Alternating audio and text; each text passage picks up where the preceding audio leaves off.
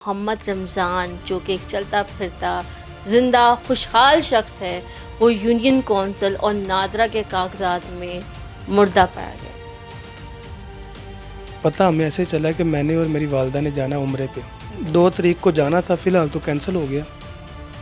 ID card बना 2023 में, डिसीज़्ड हूँ 2014 से। तो इनके अंदर कोई छुपा हुआ बंदा है जिसने अपने लिए काम किया, अपनी तमन्ना अफसानी के लिए काम किया। लॉ का स्टूडेंट है और अपने साथ इंसाफ। तो किसी का डेथ सर्टिफिकेट बना के जमा करवाना, ये फोर्जरी है। फोर्जरी 420/78 में आएगी। अगर डीजी बल्दियात ने ये काम ना किया तो हम डायरेक्ट हाई कोर्ट में जाएंगे, पिटीशन फाइल करेंगे। अस्सलाम वालेकुम जी, मुझे कहते हैं मोमिना अली और आप देख रहे हैं डेली सोशल पाकिस्तान। मोहम्मद रमज़ान जो कि एक चलता फिरता ज़िंदा खुशहाल शख्स है, वो यूनियन कौंसिल और नादरा के कागजात में मुर्दा पाया गया। आखिर इसके पीछे क्या कहानी है, जानते हैं मोहम्मद रमज़ान की ज़ुबानी। अस्सलाम वालेकुम सर। वालेकुम अस्सलाम। सर क्या हाल है, ठीक है आप? अल्हम्दुलिल्लाह, आप सुनाएं। ये बताएं कि अल्हम्दुलिल्लाह आप चलते फिरते हैं, खुश हैं, पढ़ रहे हैं, सुना है कि लॉ के स्टूडेंट हैं, 5th सेमेस्टर चल रहा है आपका, और नादरा और यूनियन कौंसिल के कागजात में डेट डिक्लेयर हैं। इसकी क्या वजह है और आपको ये कैसे पता चला? इसकी वजह तो पता नहीं है मुझे, पर पता हमें ऐसे चला कि मैंने और मेरी वालदा ने जाना उम्रे पे। 2 तारीख को जाना था, फ़िलहाल तो कैंसिल हो गया। तो हम जाते हैं वालदा का आईडी कार्ड बनवाने नादरा ऑफिस।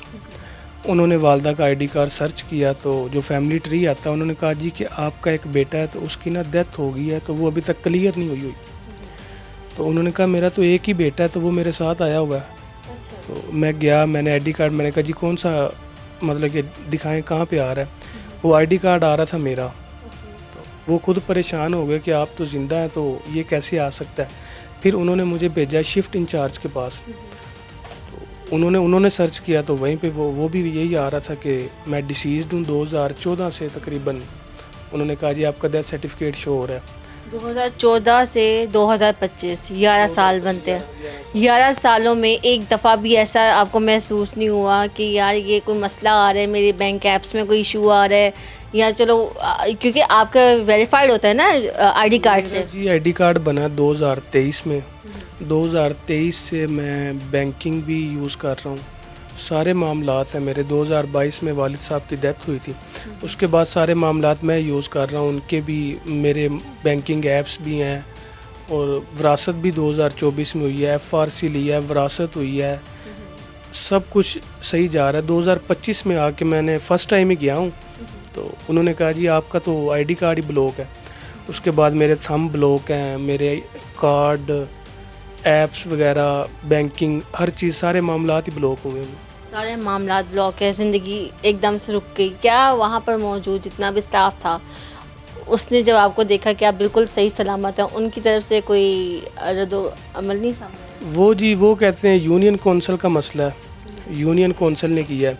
यूनियन कौंसिल जो मेरी मुतलका यूनियन कौंसिल निश्तर कॉलोनी वाली, मैं वहाँ पे गया हूँ, तो वो जो आए थे हमारे यूनियन कौंसिल के मेंबर, वो देख के हंसते भी रहे हैं और मजाक भी बनाते हैं कि ये कैसे हो सकता है। उन्होंने कहा जी आप तो मियानी साहब कब्रिस्तान में दफन है, तो आप यहाँ पे कैसे हैं? मैं कहा ये तो मुझे भी नहीं पता, ये मुझे आपने बताया कि मैं तदफीन हो गया हूँ, तो मैं 11 साल बाद वापस आ गया हूँ। ये तो इंडियन फिल्म्स वाला हिसाब हुआ, बंदा चट से वापस फिल्म ही बना दी है। तो वो जो आईडी कार्ड आपका यूज़ हुआ है, उसमें पिक्चर और आईडी कार्ड सारी डिटेल्स आपकी हैं जिसमें आप मुर्दा डिक्लेयर हैं उनके कागजात? आईडी कार्ड मेरा सिर्फ आईडी कार्ड नंबर यूज़ हुआ है, बाकी डिटेल्स सारी हैं। कोई मोहम्मद सिद्दीक नाम है, वो बाबा जी पैदा हुए थे 1923 में। वो तो कायदे आज़म के साथ खेलते रहे हैं, तो उनका डेथ सर्टिफिकेट मेरे आईडी कार्ड के नंबर से उन्होंने जारी कर दिया। तो अब क्या आगे क्या पेश रफ्ता है? आपने कोई केस वगैरह किया? जी सिविल कोर्ट में दावा दायर किया हुआ है, मेरे सीनियर्स डील कर रहे हैं। मैं खुद बेसिकली लॉ का स्टूडेंट हूँ, फाइनल ईयर चल रहा है मेरा।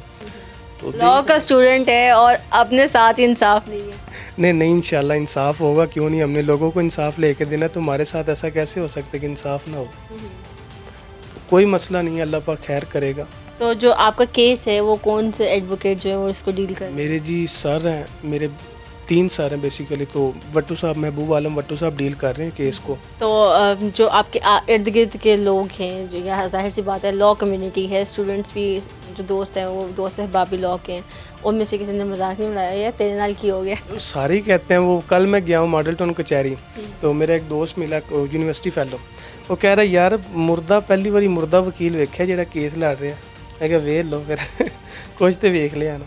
तो अब कि आपको क्या लगता है कोई दुश्मनी भी हो सकती है कि किसी ने दुश्मनी के आड़ में इस तरह किया हो, या फिर ये गलती से कोई डाटा इनपुट करने में कोई गलती हुई है? देखिए जी, दुश्मनी तो कोई नहीं है, कोई गलती भी हो सकती है, या कोई जालसाजी यूनियन कौंसिल की, नादरा की कोई जालसाजी भी हो सकती है।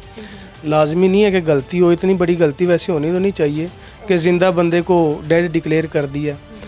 शायद जालसाजी भी हो सकती है, गलती भी हो सकती है, अभी तो कोई पता नहीं, अभी इंटरोगेट होगा, केस चल रहा है तो फिर ही पता चलेगा।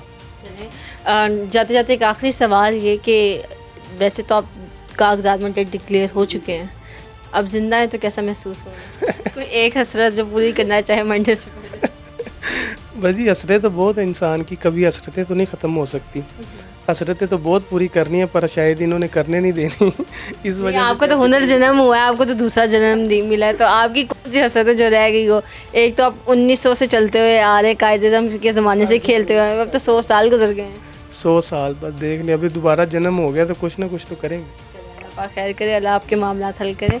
हम वकील साहब से गुफ्तगू करते जानते कि केस कहाँ जाएगा, कहाँ एंड होगा। जी, तो हमारे साथ मौजूद है एडवोकेट महबूब आलम भट्टू, जो इस केस को देख रहे हैं, जानते कि केस कहाँ तक जाएगा। अस्सलाम वालेकुम सर। जी वालेकुम सलाम। सर क्या हाल है? ठीक है जी, खैरियत सर। अल्हम्दुलिल्लाह। पहले तो ये बताएं कि ये माजरा क्या है? एक बंदा जो जिंदा है और नादरा और यूनियन कौंसिल ने उसको सफ़ाए आलम से उठा दिया। जी बिल्कुल बिल्कुल ऐसा ये मेरे स्टूडेंट हैं, हमारे एसोसिएट हैं, हमारे पास ही इधर प्रैक्टिस सीख रहे हैं। 5 ईयर के ये स्टूडेंट हैं लॉ के।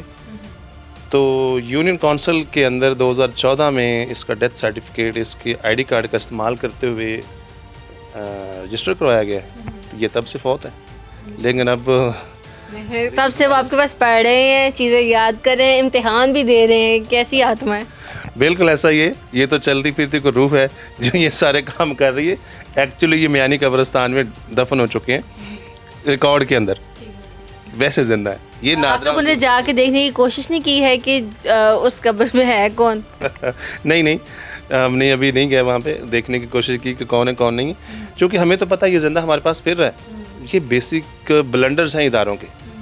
यूनियन कौंसिल के अंदर छुपे किरदार जिन्होंने तमन्ना अफसानी की खातिर ये काम किया, या यूनियन कौंसिल के अंदर छुपे वो बंदे जिन्होंने किसी दूसरे को फ़ायदा पहुँचाने के लिए काम किया, या क्लरिकल मिस्टेक है। नाम उनका यूज़ हो रहा है, क्या वो बंदा जिंदा है? आप लोगों ने पता लगवाने की कोशिश की है? नहीं, ये बंदा जिंदा नहीं, बंदा फौत हो चुका है। जिंदा ये हैं, असल वो बंदा फौत हो चुका है। वो 1923 की डेट ऑफ बर्थ है, अब तक तो 100 साल गुजर चुका है, तो वो फौत हो चुका है। इनका आईडी कार्ड इस्तेमाल हुआ है, इनका आईडी इस्तेमाल होकर उन्होंने किसी को फ़ायदा पहुंचाया या नहीं पहुंचाया। ये किस किस्म का फ़ायदा हो सकता है अगर वो उसको भी लाइक डिक्लेयर किया गया डेड, तो ये किस चीज़ का फ़ायदा होता ये है, सपोज किया एक बंदे के नाम प्रॉपर्टी है, वो फौत हो जाता है, लेकिन उसके बैंक अकाउंट जैसे डेथ सर्टिफिकेट जमा करवाएंगे वो सीज हो जाएंगे। अगर आपने उसको ज़िंदा रखना है तो उसके नाम का डेथ सर्टिफिकेट आपने इंदराज भी करवाना है, तो उसकी जगह नंबर कोई और दे दें शनाख्ती कार्ड का। तो शनाख्ती कार्ड ही ऐसी आइडेंटिटी है जिसके ज़रिए आप कोई भी इदारे के अंदर अकाउंट्स हैं, मामलात हैं, सारे बैंक से अपनी शनाख्ती कार्ड से चलेंगे।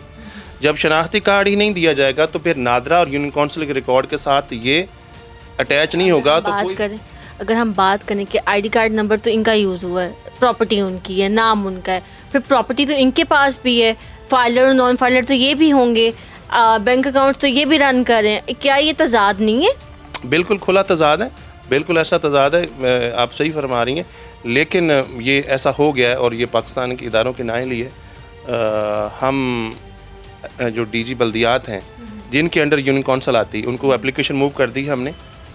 अगर डीजी बल्दियात ने ये काम ना किया तो हम डायरेक्ट हाई कोर्ट में जाएंगे, एक पिटीशन फाइल करेंगे और बताएंगे एक ज़िंदा बंदे को उन्होंने मुर्दा करार दिया गया है। ये या तो इनके अंदर कोई छुपा हुआ बंदा है जिसने अपने लिए काम किया, अपनी तमन्ना अफसानी के लिए काम किया, या कोई क्लैरिकल मिस्टेक उसको ठीक किया जाए। जिसने उम्र पे जाना है, जिनके सारे बैंक अकाउंट सीज हुए पड़े हैं, गाड़ी नहीं ट्रांसफ़र हो रही, कोई 1 टके का काम नहीं कर रहा, ये बेचारा अथड़ हो गया। मतलब जब आपकी ट्रांजैक्शन ही नहीं हो रही, आपका लेन देन बंद है, आपका कारोबार बंद है, तो आप क्या कर सकते हैं? तो इसका जिम्मेदार कौन है? जिम्मेदार तो वही लोग हैं ना जिन्होंने इसका जिंदा को मुर्दा करार दे दिया।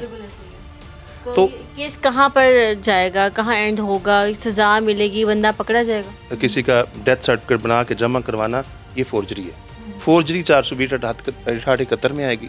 फोर्जरी क्योंकि सरकारी बंदा है, एंटी करप्शन में भी जाएंगे। चूँकि इसको इतना बड़ा लॉस हुआ है, इतना बड़ा नुकसान हुआ है, हम हर जाने का दावा भी करेंगे। जिसमें पार्टी बनाएंगे नादरा को, जिसको पार्टी बनाएंगे यूनियन काउंसिल को, हम हर जाने का दावा करेंगे। जी, तो हमारे साथ मौजूद थे एडवोकेट महबूब आलम भट्टू। इसी के साथ अपनी मेज़बान मोमिना अली को दीजिए इजाज़त। फिर मिलेंगे नेक्स्ट प्रोग्राम के साथ अल्लाह ने के बाद। नाज़रीन गिरामी, कबल आपसे एक गुजारिश है कि हमारे चैनल को सब्सक्राइब कर लें।